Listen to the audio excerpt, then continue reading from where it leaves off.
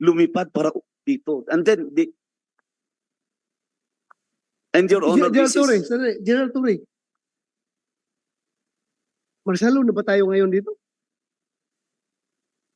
Sir, I think we have finished the discussion on that matter amicably, and they have agreed that they do their celebration in the plaza, because actually, sir, they cannot fit everybody in the cathedral. There was, with the president, Your vice Honor. president in attendance, there was more than they're claiming to be expecting more than 3,000 people. So that's but an academic point, sir. The real intention, the first and foremost real intention for their September 1 celebration is really outdoors in the plaza, in front of the big Okay.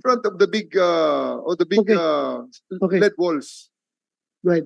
We're belaboring the point, sir. Your Yeah, right. Honor, ang tanong dito, kami kasi yung may-ari. Bakit ngayon kami na ang magpapaalam at magmamakaawa na gagamitin yung worship namin? Bahay namin yon. Private property po yun. Ang problema, nagpapaalam na kami sa pulis. Ano ba talaga to? Yung tanong nyo, totoo na ba? May martial law na ba talaga tayo ngayon, Your Honor? and the worst thing, Your Honor, kahit na yung podium namin, pulpit, hindi nila inalaw na ilabas. Your Honor. Kasi wala na kami magawa, so napilitan kaming kalabas. Huwag siyang magrason-rason na marami kami. Marami talaga kami. Eto pa, kinabukasan. Kasi nung anniversary namin, nandun si VP Sara. Kasama namin. All of a sudden, so early in the morning, naka-on na naman yung kanyang LRAD. Galit na galit. Hindi namin alam ano na naman. Nabulabog na naman yung compound. Ganun na lang. Kung tinatanong niyo po ano ang endgame na in-expect namin ngayon, pigilan nila, lumaya sila sa bahay namin. Kahit sino, bahay nyo, lahat ng mga armadong pulisya nakatira, umiihi doon, dumudami doon, natutulog. Sino ba naman we cannot last that long. Nagpapasalamat lang kami. Naturuan kami ng aming mahal na pastor. Palagi kami ang nagpapasensya. Kahit i-play nyo yung ilang video namin, ko ang palaging nagsasalita na hindi kami lalaban. Huwag kaming lumaban kahit anong gawin ng mga pulis kasi yun ang pinagbilin sa amin ng mahal na pastor namin. Kasi kung hindi, patay na kaming lahat. Sa totoo lang, ano ang endgame tong pangatlong hearing na to? Na lumayas lahat ng pulis sa pamamahay namin dahil wala na silang karapatan na to stay there 1 minute longer. Because we know after this, aabuso na naman sila. And hopefully, Mr. Chair, yung meron pang natitirang mabubuti at matitinong mga officials ng police, marami na pong mga open letter na lumalabas. Marami na din talagang diskontento doon. Meron pang nagsabi sa akin na police, ma'am, hindi lang kayang matutuwa kung makaalis kami dito. Mas lalo kaming matuwa kung makauwi na kami. Sir, Mr. Chair, we are appealing not only as KOJC na yung property namin, simbahan yon, bahay namin yon, nilusob, kinubkob, namatayan na kami. Ang mahal na ng mga nagastos namin sa lahat ng mga nasaktan. Ano bang nangyayari sa bansa natin? Ang pulis mismo who vowed to protect and serve the people and they have sacrificed their life for God, country, and people are now our oppressors. They are now killing us slow by slow. Araw-araw ganon. So, pag-uwi namin ngayon, nandun pa rin yung mga pulis, nandun pa rin mga SAP, pumasok na naman sila, bubuksan na naman nila yung butas kasi hindi titigil ang general na ito kung hindi niya makita doon sa lupa. Ano pa ba? Ano pa bang meron? Meron pa ba kaming pag-asa? Senator, lahat ng mga leaders natin at buong bansang Pilipinas, may pag-asa pa ba ang bansa natin kung mismo itong mga police abusive? At saka walang, sir, ganito palagi, walang naninindigan. Alam nila, sabihin lang nila, inuutusan lang ako. Even General Torres said, wala akong magagawa kasi galing sa taas. What will happen to us? What's going on in this country?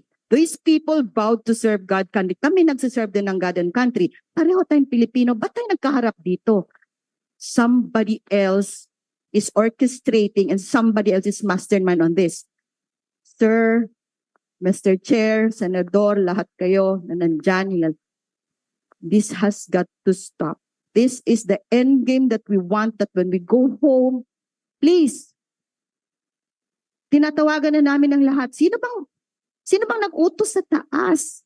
Bakit hindi na mapalis? Ang TPO hindi niya sinusunod. Nag-appeal kami sa Court of Appeals, dinidismiss. Itong si DOJ Remulla, kakasuhan niya yung judge na nag-issue ng TPO. What do we expect from this country now? And nobody of these officers are standing up to the truth. Nakikinig lang sila kay General Torre. Nakikinig sila sa lahat ng kasinungalingan.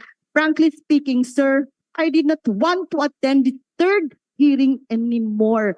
I don't want to be subjected to more lies. Na Polcom, DOJ, pasensya na, DILG. Sir, alam nyo yan, nakadalawang hearing na tayo sa Manila. Nag-promise si Marbil, okay, we will go to Davao and make peace. Wala na kaming checkpoint and everything. Eto na, pangalawa, si DILG Secretary, nag-promise din, di ba, sa harap nyo, sir, hindi po kayo sinisisi. Pero sinabi niya yun sa Senado, aayusin niya. Kinabukasan, pupunta siya Davao. What happened, sir? Where are they now? And lumalala yung ginagawa nila sa KOJC. Ulitin ko po uli, hindi kailanman tumatakas si Pastor sa batas. Because Pastor has taught us we will not be like this. If Pastor did not teach us and inculcate in us the truth, ang katuwiran, ang kabutihan, ang pag-ibig, hindi basta-basta ang dinadamdam namin. Andito yung mga pulis, pwede ba may manindigan kahit isa? Wala na ba talagang boses? Wala na ba talaga tayong batas? Please lang, I'm appealing to this honorable body. Wala kaming narinig ever since June 10. Namatayan na kami ng dalawa. Ngayon namatayan na naman kami uli. Sir, yun lang. Can you please let them just go out of our compound? Kasi alam ko, Abuso, meron kaming intel, 21 of September, magmamartial si Torre at forcefully paalisin kami lahat. Hihintayin pa ba natin yan? Hihintayin pa ba natin na mapuno na lahat ang mga kingdom citizen? May mga dugo na talagang dadanak. How long can we hold on? How long? How long will the suffering continue because of the abusive brutalization of police? Ang tao na dapat naming asahan na mag-protect sa amin, sir, they are terrorizing, brutalizing, abusing. Thank you. Thank you. you. Cannot General Torre. explain what's happening. Thank you. General Torre. You can sit down. You can sit down. Narinig na natin ang lahat-lahat dito. Is the decision to pull out your troops within your power? Yes, sir. Therefore, nobody is ordering you to stay put and nobody is ordering you to continue on with the illegal search. I always consult with my superior, sir, but the ultimate decision falls into my shoulder, sir. Okay. So nakita mo na. Narinig mo na lahat. Kaming tatlo ditong senador, we're appealing to you to please give these people peace of mind. Ibalik sa kanila yung property. Hindi mo kayang gawin yan? Before I give the answer, sir, can I make my presentation so that I can comprehensively address all the issues? Mamaya. Ngayon lang, tatanungin kita, when will you present your presentation? Kasi alam mo, ganito yan, Nick. Ganito yan. If the decision is within your level as the regional director, alam mo,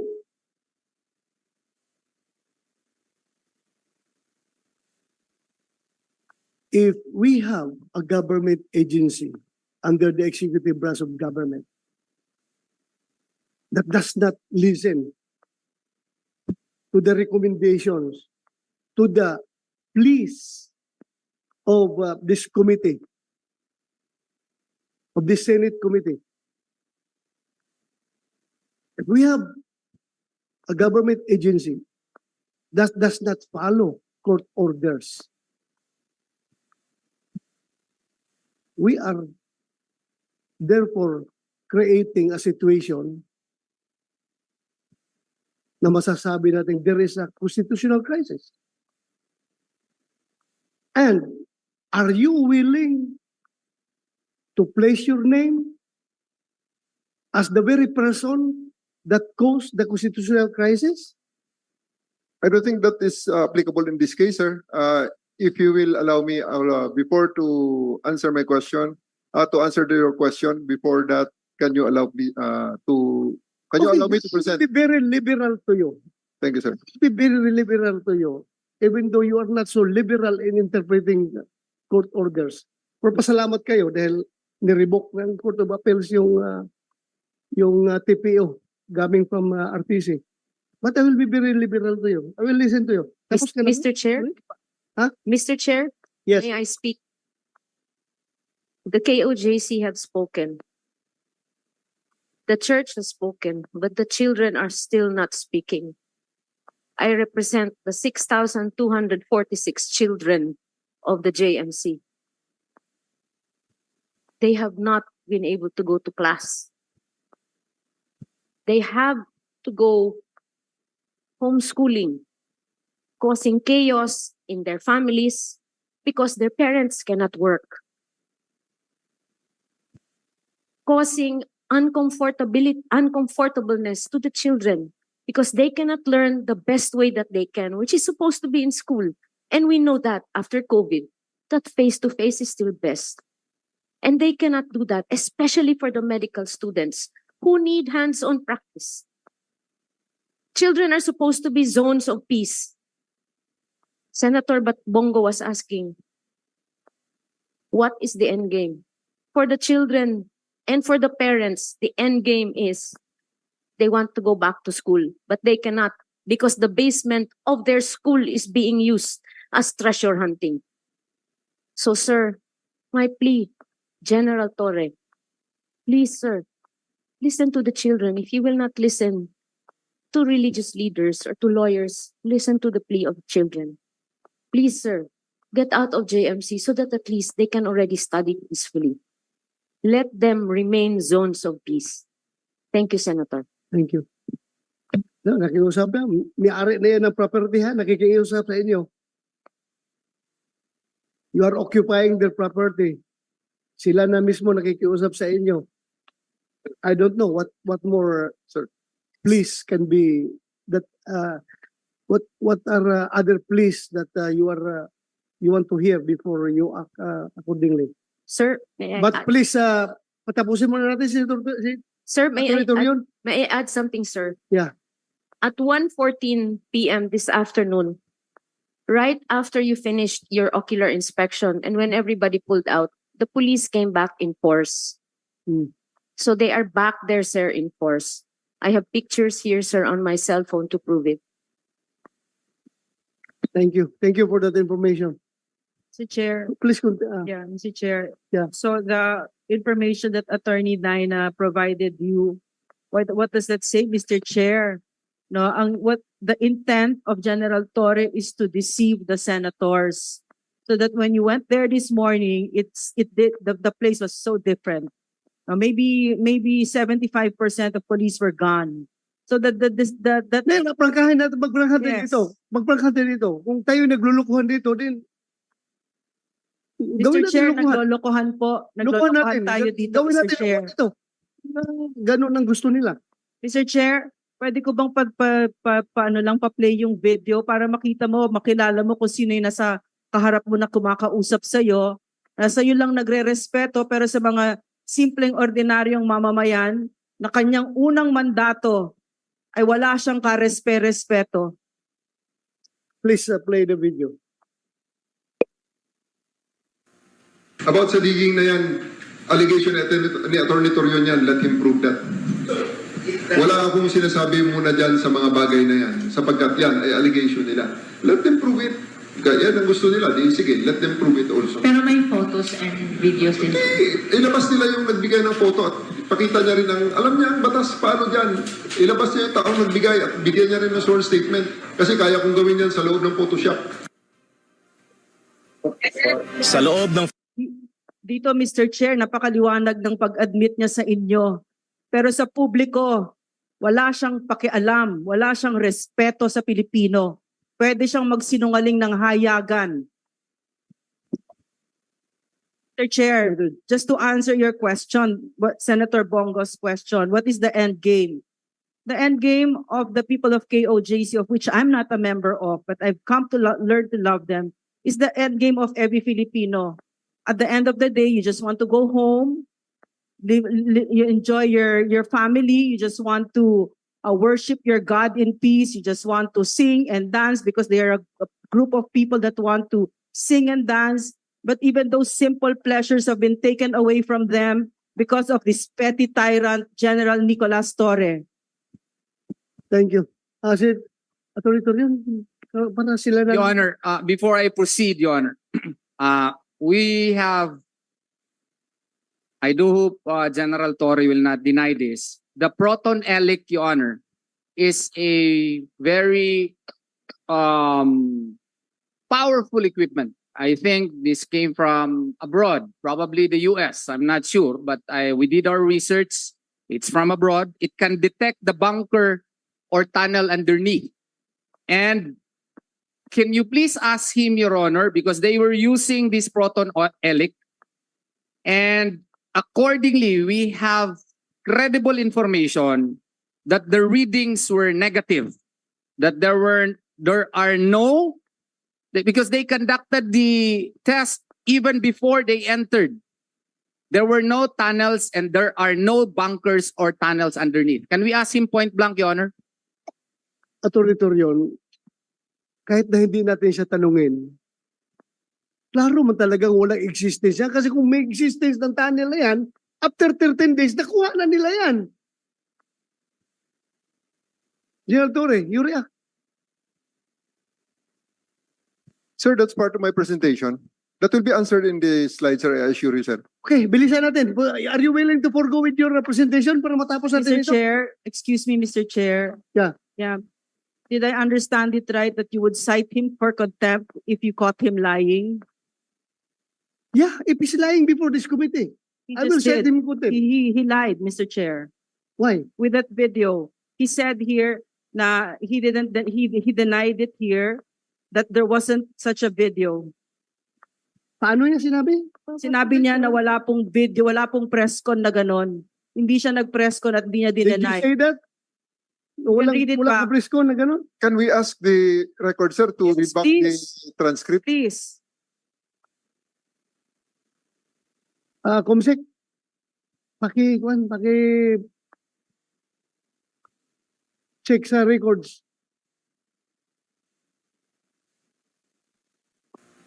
About sa digging na yan, allegation ni Atty. Torion yan, let him prove that. Wala akong sinasabi muna dyan sa mga bagay na yan, sapagkat yan ay allegation nila. Let them prove it. Yan ang gusto nila. Di, sige, let them prove it also. Pero may photos and videos din. Ilabas nila yung nagbigay ng photo at pakita niya rin ang, alam niya ang batas, paano dyan. Ilabas niya yung taong nagbigay at bigyan niya rin ng sworn statement kasi kaya kong gawin yan sa loob ng Photoshop. sa loob ng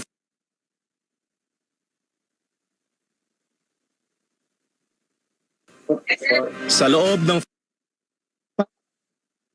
In the interest of time, habang binabackplay niyo yan, we will continue para makuha ng oras.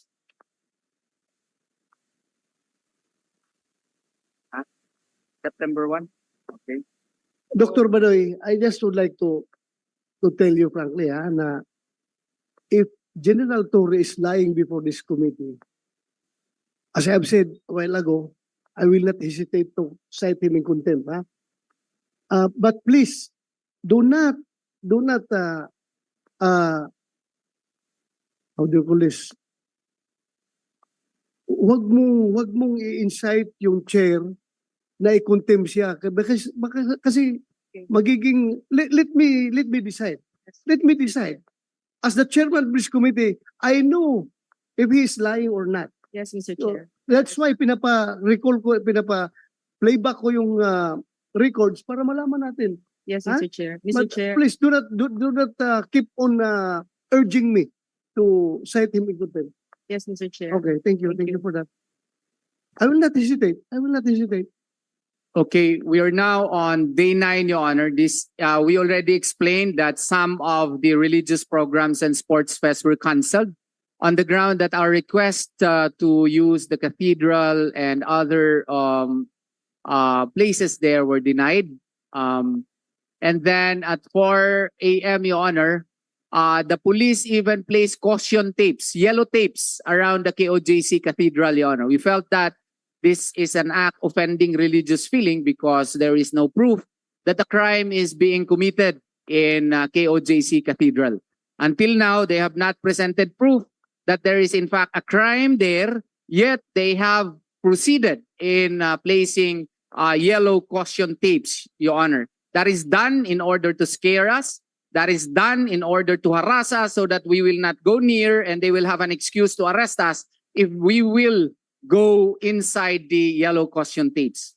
September at 4:20, Your Honor, there was a commotion because Police Colonel Roel Flores, Your Honor, insisted for the removal of the maze of tires that were used to regulate the entrance and exit of the people at Gate 18 of the compound.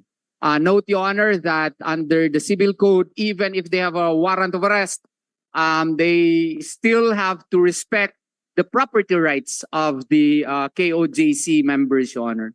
They can do certain acts within the property because they know it. And then at 5:27 a.m., Your Honor, Colonel Marantan told us that his superiors would not allow the usage of the KOJC Cathedral and that we were forced to, use instead the plaza. But I think you know that because of vagaries of nature, we could not use it in the morning and in the early afternoon because of heat. Next slide, please. And then here we have a sort of a confirmation because one of our lawyers managed to sneak in and take a picture that they have already converted indeed the cathedral as an advanced command post.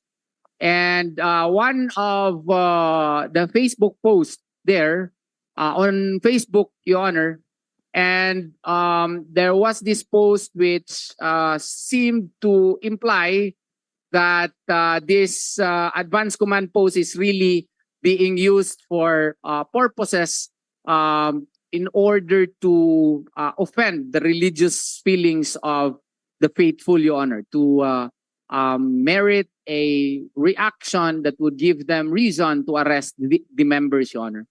Next slide, please. And then still at 9:30 in the morning, they again posted tarpaulins, the wanted posters of Pastor, even if all the members know for a fact that Pastor Apollo Sikibuloy has a warrant of arrest. To our mind, this was done in order to agitate the members. Okay? And then at 9:30 a.m., again, there was an attempt by the respondents or the police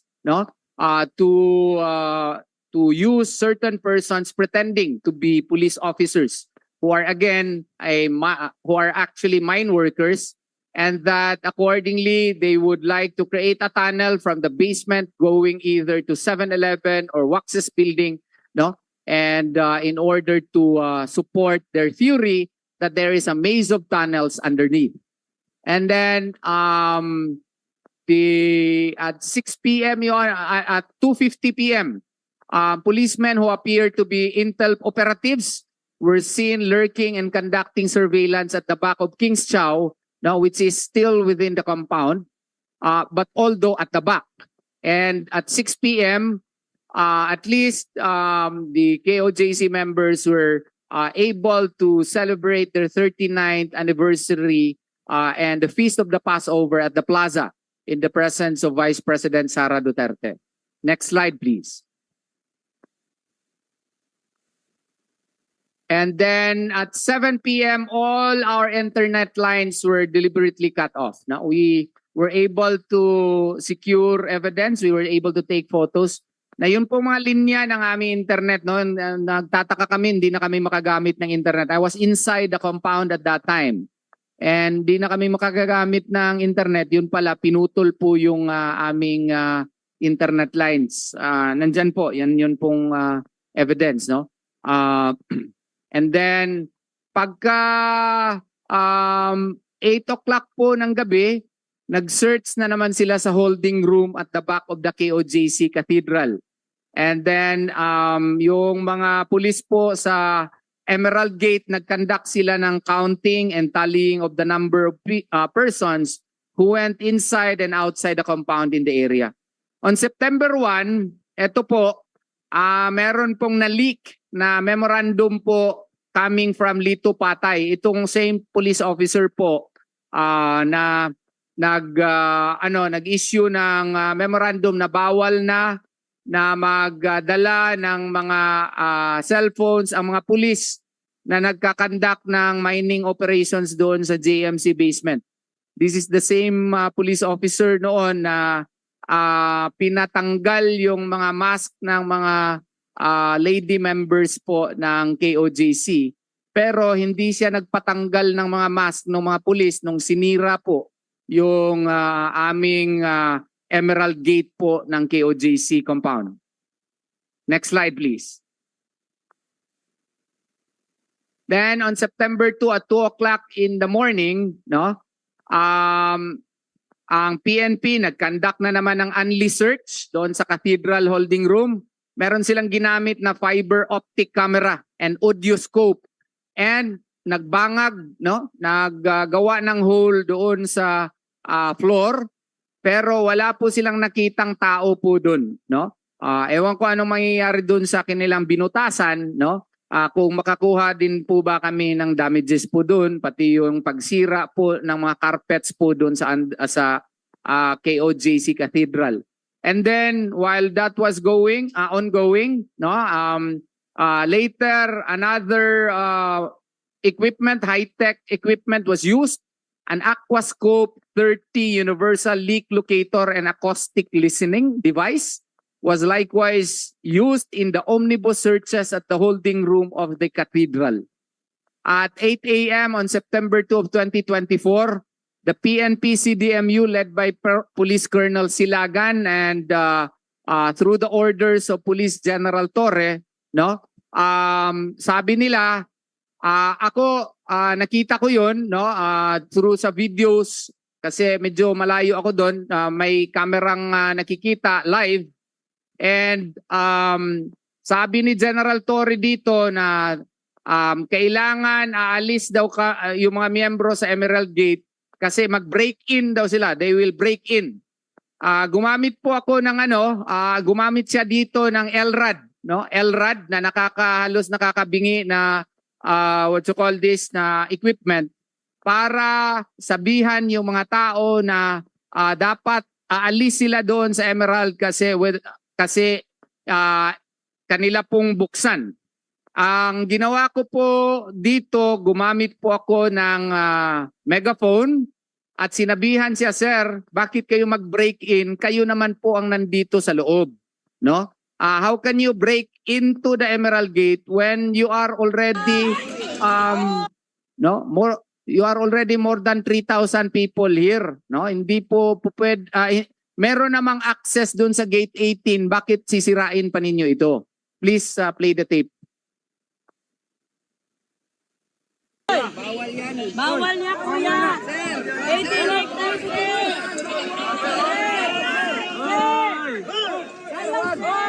Yun, no, mga pulis po, nakamaskara po, no? Yan. Sinisira yung gate.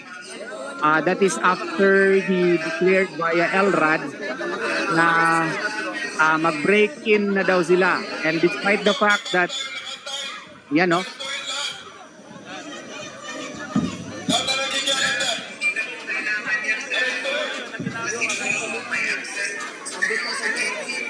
Pero note, may access po sila at kami doon sa gate 18, sa kabilang gate.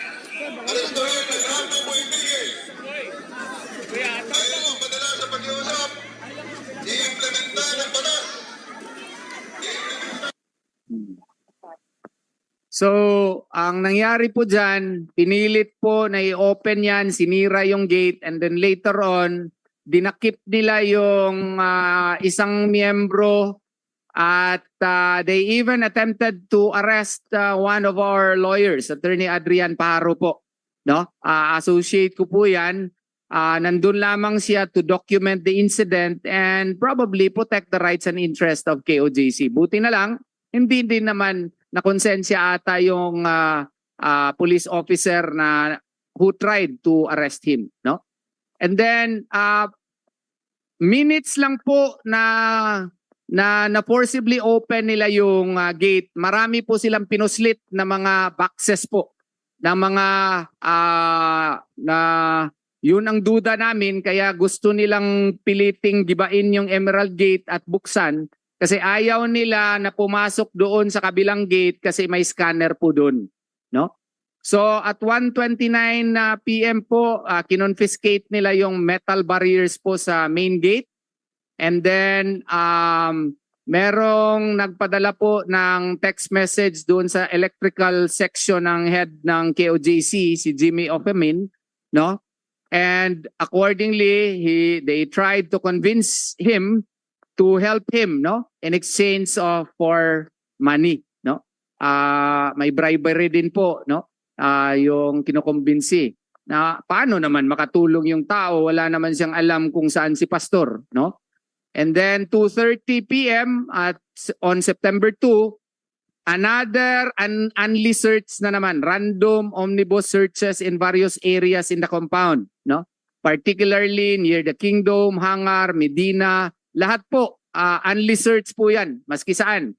And then 2:30 to 3:30 PM, bigla na lang, nag-surround yung members ng CDMU led by Police Colonel Silagan at getry na naman na kunin yung fire truck, no? And despite objections from the lawyers, kasi hindi naman ginamit yung fire truck doon sa prayer rally, no? Kinuha po yung fire truck po na yan, no? And until now, nandyan pa po yan sa kanilang custody. Natapos na natin yan. Yung yun yung memorandum kasi lumabas na yung mga pictures po dun sa what you call this hukay. Nag-issue ng memorandum si Colonel Patay na bawal na ang mga PNP personnel na magkuha ng photographs and videos within the compound. And then provincial and city directors barred na from requiring reports from their personnel deployed at the compound, no? Galing yan kay Colonel Patay. And then 4:19 PM, meron silang CBRNE, chemical, biological, radiological, nuclear, and high yield explosives, no? Na van na nakita namin malapit sa KOJC compound. And then meron silang pinuslit na naman 4:19 PM na isang mga hose, mga thick hose, electric blower, no? Despite the fact that our lawyers objected to the same. And now we understand bakit nila pinasok yun, ginamit yun doon sa hukay nila. And then ito po, yung sabi po namin na naging balita po ito, naging laman ng isang interview ni police spokesperson De La Rey kay Karen Davila sa ABS-CBN na yung sabi ni police Colonel De La Rey na 10 tao lang daw ang pinapapasok para mag-conduct ng search. Hindi po totoo yun. Kasi at that time, there were more than 2,000 policemen inside the area and female members, no? In their only search again the Bible School building and they refused to leave the area, no? Ayaw na mag-alis doon, no? And ni-request ma'am na search na ninyo yung mga aparador, na search na ninyo yung mga sapatos namin, na search na ninyo yung pati drawers namin, baka pwede na po kayong umalis. Ayaw. Doon po, nakaupo, nag-text doon sa bahay po ng mga babae sa Bible School. And then, may random search na naman sa K9 unit, yung mga aso nila sa malapit sa Gate 18. And then, ongoing, maririnig mo yung malakas masyado nilang tunneling and jackhammering operations po. Na dinideny noon ni General Torre at ngayon wala siyang magawa, he has to admit it. And then, another slide please. 10:30 p.m. mayroon na namang tension, no? Kasi ang sabi, dapat dalawa lang sa miyembro ng KOJC ang maging ma-station doon sa Emerald Gate. Maski po siguro may warrant of arrest sila, hindi naman po pwede na yung may-ari ng bahay na pinasukan nila, sila ang magdidikta kung anong gagawain ng may-ari po ng propriedad, no? And then, next slide please. Meron nga maraming mga police officers na walang nameplates pa rin during that time, no? Mga police daw na walang mga nameplates. And then September 3, 6:30 in the morning, no? Meron na naman kaming na-receive na messages na may mga police cars papunta na naman sa Tamayong, Talinan. This is more than 52 kilometers away from Buhangin, no? And then may nakita ang isang miyembro at 9 a.m. na may big roll of hose na dinala na naman ng mga policeman sa basement. And then at 9:49 a.m. yung PNP technical team pumunta po sa Dolomite area and hangar para mag-conduct na naman ang kanilang Anli search. On September 3 of 2024, 10:24 a.m., no? May mga miyembro po na doon sa holding room ng cathedral na meron daw yung K9 dogs daw, meron daw parang na-sense, no? In the bed and the furniture, pero nung cleaner, wala naman, no? And then 11:43 a.m., September 3 of 2024, another Anli search was conducted on the grounds at the back of the compound, even including the nursery. September 3, 2024, 1:43 p.m., meron na namang search. So, yan ang sinasabi po namin. Paborito po nila yung Bible School building po kasi siguro marami pong mga babae kasing nakatira dyan, no? At 1:52 p.m., September 3 of 2024, meron pong isang hindi kilalang lalaki wearing police uniform, wala namang nameplate, no? Na nagkukuha ng mga videos, pictures sa Bible School building na naman, no? Lalaki po siya na nagpipicture doon. At 2:40 p.m., kasi nga inaccept natin yung challenge ni General Torre, no? Inimbitahan ko yung mga miyembro ng media sumama sa akin, buti na lang hindi nakabantay yung mga pulis sa gate. Nakapasok po kami at inattempt po namin na pumasok doon sa basement, no? Sa 3 entrances po. Pero blinak po kami sa second entrance po. Meron pang Captain Soriano na nag-order or Lieutenant Soriano na nag-order sa amin taga Region 3, no? PNP Region 3 na i-attack kami using the truncheon, no? Buti na lang nung ni-remind natin yung mga pulis na hindi parte sa trabaho ninyo yan, baka mapailan kayo ng kaso, hindi naman sinunod. Kaya kung ginawa yun, marami pong mga media personnel at saka ako ay masusugatan, no? At 3 to 4 p.m. September 3, 2024, si Police Captain Filosopo insisted to conduct another Anli search at the Bible School. Kasi sabi niya, may information daw sila na nasa loob po si Pastor. And may nagsabi sa kanya na, Sir, di ba September 3 na ngayon, 24 kayo, nakapag-file na ba kayo ng return? Kasi yung search warrant kasi, may requirement na 10 days may return. Hindi naman siya umimik. Pero ewan ko kay Police Captain Filosopo, bakit gustong-gusto niyang bumalik dyan sa Bible School, no? nasabi ko na po, marami pong mga babaeng nakatira po dyan. May mga rooms po ng mga babaeng membro po. 3:20 p.m., September 3 of 2024, may mga police officers po na may green pixelated uniform at saka may mga arnis, no? At binuli po yung SMNI reporter na si Oliver Santos. At sabi nila, kakasuhan daw si Oliver kasi hindi daw siya kumuha ng permisyon para mag-take ng video sa kanila. 4:10 p.m. September 3, Unli search na naman sa Bible School, no? And yung mga abogado po namin nakasama na assign sa cathedral, no? Ay inorderan ni Colonel Patay na umalis doon sa cathedral area. 5:43 p.m. K9 units na naman, pumasok na naman doon sa cathedral. And then at 4:10 p.m. may confirmed report kami na may 2 drones na nag-hover over Glory Mountain. Ito po yung property po ng KOJC. Sa bundok na po ito. More than 50 to 55 kilometers away from Buhangin. No? And itong drones na ito ay parang nagkikasing na naman sa lugar po. 10 p.m. po ng September 3, no? Nakita namin na yung officer pala na nagpabutas. Nakita niyo po yun kanina, Senator. May butas po doon sa malapit po sa tunneling operations nila. May butas doon sa papuntang airport, no? At meron kaming reasonable grounds to believe na yung may picture kasing nakuha na ang police officer noon ay si Colonel Balanay, the PNP Staff Chief of Intelligence. At 11:50 p.m., September 3 of 2024, meron na naman silang gustong ipasok na parang cooler, no?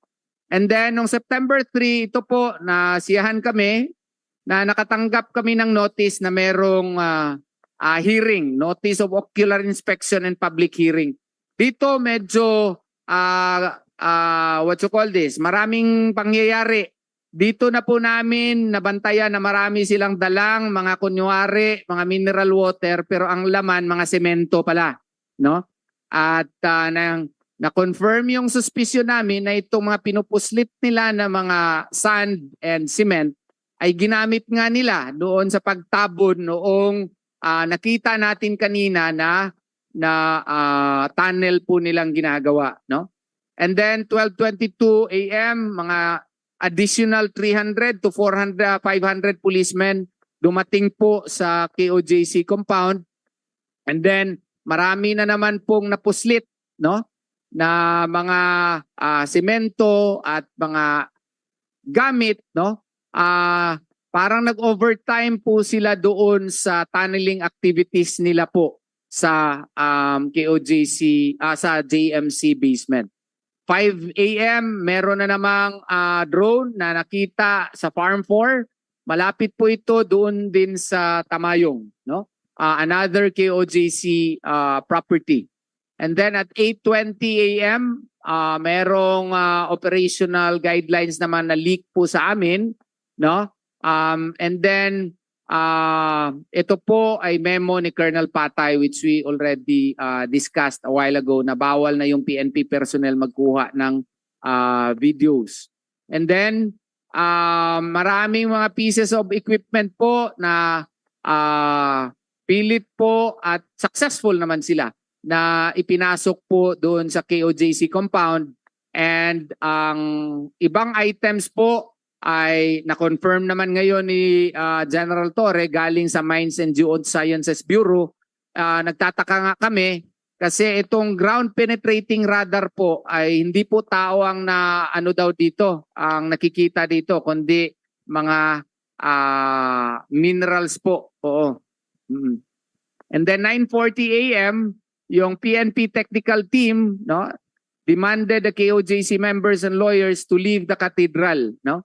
And then si Colonel Patay na threatened a KOJC lawyer daw with disbarment. At saka ito yung time na pinapaalis niya yung mask ng mga members. And then 9:47 a.m. another Unli search na naman. doon sa cathedral, no? They were using 3 life and motion detectors. They allowed 1 lawyer to observe, but it must be within 10-meter radius, no? Mayroong 10-meter radius doon sa kanilang scanner, and lahat po ng lights and electricity tinurn off po, and then mayroong 10 minutes na scanning time, pero may mga inconsistencies po doon sa kanilang mga devices, no?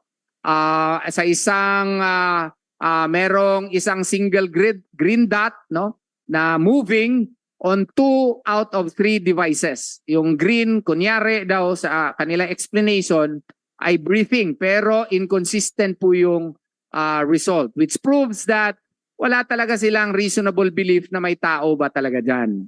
At 9:50 a.m. September 4 of 2024, meron na namang ipinuslit, no? May small box and another personal carrying an item placed in a brown paper bag who proceeded to the basement. Lahat po ng mga gamit po nila hindi po pinapacheck, no? Except lang dumaan yung iba sa scanner. And then at 10 a.m. September 4, merong lawyer kami na nagkipag-usap doon sa isang PNP personnel na nag-ooperate ng life and motion tracer. And tinanong siya, how does it work? And then according to him, pag may maglabas daw na color na green, ang ibig sabihin ay may nag-breathe. Pero hindi niya ma-explain bakit nagdi-disappear po yun, no? Every other second. At hindi rin niya ma-explain bakit may mag-appear na naman na 4 na red dots, no? And sa kanila pong proton helic kasi, kaya pre-point out namin yan, klaro po doon na walang structures na nakita po below the cathedral and in any portion of the, what you call this, compound. And according to one policeman, na nag-aral daw sila sa YouTube video kung paano daw i-operate yung device. So yung YouTube video po yung kinuna nila ng lesson as to how to operate the Proton device. 10 a.m. and 11 a.m. on September 4 of 2024, meron na namang batch of policemen na nag-conduct ng only search sa Kingdom. And itong pag-search po ng Kingdom, parang napapansin namin kada alas 10 ito ng umaga. Okay? Next slide please. 10:58 a.m. meron kaming na-receive na message, no? And nag-suggest sa KOJC na i-unseal yung cemented portion because accordingly a tracker or drone system could have been installed in the tunnel, no? Kaya ito ginawa itong tunnel, isang theory dito sa nag-text sa amin ay parang merong drone system daw na mga equipments daw na ililibing daw dyan, no? That's why we wanted what you call this confirmation and transparency so that all of these